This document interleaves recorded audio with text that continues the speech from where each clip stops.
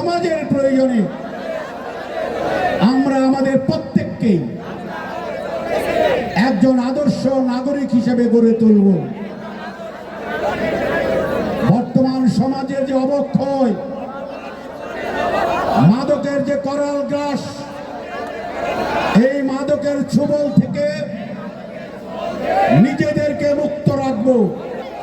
আমাদের প্রতিবেশী, আমাদের বন্ধুরা যারা ইতিমধ্যে মাদকের করাল গ্রাসে নিজেদেরকে বিক্ষিপ্ত করতে যাচ্ছেন, তাদের ভালোবাসা দিয়ে, আদর দিয়ে, সুহাগ দিয়ে তাদেরকে সেই পথ থেকে ফিরিয়ে এনে আমাদের দলভুক্ত করব ইনশাআল্লাহ।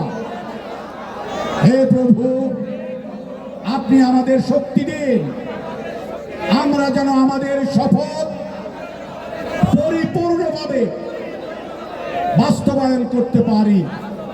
আমিন। ধন্যবাদ।